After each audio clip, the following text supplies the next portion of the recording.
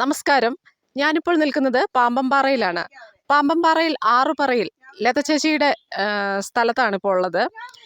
നമ്മൾ ഈ അഞ്ചുനാട്ടിൽ ഏലകൃഷി വളരെ വിരളമായിട്ടാണ് കണ്ടിട്ടുള്ളത്. അവരുടെ ഏലത്തോട്ടത്തിലാണ് ഞാനിപ്പോൾ ഉള്ളത്. നല്ല കൃഷിസ്ഥലം, നന്നായി കൃഷി വിളവെടുക്കാൻ പറ്റുന്ന ഒരവസ്ഥയിലൊക്കെയാണ് നിൽക്കുന്നത്. എന്തായാലും ലത ചേച്ചിയോടൊന്ന് ചോദിച്ചു നോക്കാം ഇവരുടെ കൃഷിയെക്കുറിച്ചും ഈ ഏലത്തോട്ടത്തിൻ്റെ അവരുടെ ആ ഇഷ്ടപ്പെട്ട കൃഷിയെക്കുറിച്ചൊന്ന് ചോദിച്ചു നോക്കാം എങ്ങനെയാണെന്ന്. ഈ നാട്ടിൽ വന്നിട്ട് ഇത് ഈ ഏലത്തോട്ടം എത്രാമത്തെ കൃഷിയാണ് നിങ്ങൾ നടത്തുന്നത്? ഞങ്ങളിത് ആദ്യം 23-ലാണ് ചെടിയിട്ടത്. ഇപ്പോൾ 2 വർഷമായി. ഒരു 50 ചെടി 2 വർഷമായി. പിന്നെ ഒരു 40 ചെടി 1 വർഷമായി, 1.5 വർഷമായതേ ഉള്ളൂ. ഇപ്പോൾ ഇത് വിളവെടുക്കാൻ വേണ്ടി നിങ്ങൾക്ക് എത്ര സമയമാവും? ഇപ്പോൾ ഈ ഉള്ള ഏലത്തോട്ടത്തിലെ കൃഷി നിങ്ങൾക്ക് വിളവെടുക്കാൻ വേണ്ടി എത്ര സമയമാവും? ഇനി ഒരു ചെടി എല്ലാ 65 ദിവസവും വിളവെടുക്കാം. കറക്റ്റ് മരുന്നും അടിച്ച് വളവും കൊടുത്തു കഴിഞ്ഞാൽ, വെള്ളവും കൊടുത്തു കഴിഞ്ഞാൽ എല്ലാ 65 ദിവസം ആകുമ്പോഴത്തേനും വിളവെടുക്കാറാവും.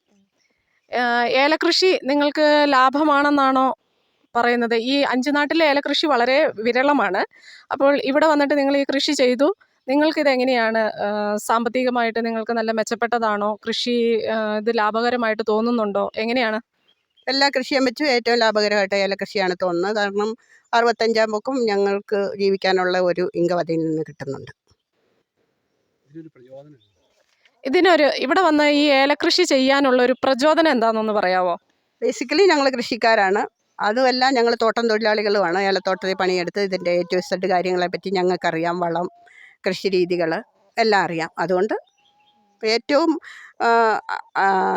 ഏറ്റവും കാലാവധി കുറച്ച് ഇൻകം തരുന്ന ഒരു വിളവാണ്. ഏറ്റവും കുറഞ്ഞ സമയം കൊണ്ട് നമുക്ക് ജീവിക്കാനുള്ള ഒരു ഇൻകം കിട്ടും. അതുകൊണ്ടാണ് ഇതുമായിട്ട് മുന്നോട്ട് പോകുന്നത്. ഇവിടെ ഈ അടുത്ത് വേറെ ഇതുപോലെ ചേച്ചി ഏലത്തോട്ടം കണ്ടിട്ടുണ്ടോ? ഇവിടെ വേറെ ഏലകൃഷി ചെയ്യുന്ന ആളുകളെ കുറിച്ച് ചേച്ചിക്ക് എന്തെങ്കിലും അറിവുണ്ടോ? എനിക്കിതിനെപ്പറ്റി അറിയത്തില്ല. കാന്തല്ലൂർ മാത്രം ഒരു പ്രാവശ്യം പോയപ്പം നാടനേലം കണ്ടായിരുന്നു. അതിനപ്പുറം ഇവിടെ കൃഷിയുണ്ടോ എന്ന് അറിയത്തില്ല. പരീക്ഷണ അടിസ്ഥാനത്തിലാണ് ഞങ്ങളിത് സക്സസ് ആയി. ഏതിനം ഏലമാണ് ഈ നട്ടിരിക്കുന്നത്? ഞള്ളാനി ഏലമാണ് ഇട്ടേക്കുന്നത്.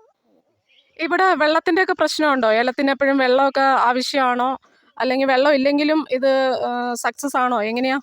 ഇല്ല, വെള്ളം നല്ലത് കണക്ക് വേണം. വെള്ളത്തിന് സോഴ്സ് ഉണ്ട്. പിന്നെ ഒരു 10-20 ദിവസത്തെ ബുദ്ധിമുട്ടേ ഉള്ളൂ. ബാക്കി നല്ല സോഴ്സ് ഉണ്ട്. പിന്നെ ഞങ്ങളെ എന്താ പറയുന്ന കൃഷി വകുപ്പുമായിട്ട് ബന്ധപ്പെട്ടിട്ടൊന്നും ഞങ്ങൾക്ക് ഒരു സഹായവും കിട്ടാറില്ല. ഞങ്ങൾ ചോദിച്ചാലും അവർ തരാറില്ല. എന്തായാലും ചേച്ചി ഇതിന് മുൻപേ നെടുങ്കണ്ടംകാരിയായിരുന്നു. ഇവർ ഫാമിലിയായിട്ട് കൃഷി ചെയ്യുന്ന ആൾക്കാരായിരുന്നു. നെടുങ്കണ്ടത്തും ഇതുപോലെ ഏലകൃഷി നടത്തിയിട്ടുണ്ട്. കവുങ്ങ്, അങ്ങനെയുള്ള വളരെ കൃഷിയോട് താല്പര്യമുള്ള ആളുകളാണ് ഇവർ. അതുകൊണ്ട് തന്നെയാണ് ഈ അഞ്ചുനാട്ടിൽ വന്നിട്ടും ഏലകൃഷി ഒന്ന് ചെയ്തു നോക്കാമെന്നുള്ള വിശ്വാസത്തോടു കൂടി തന്നെ ചെയ്തത്.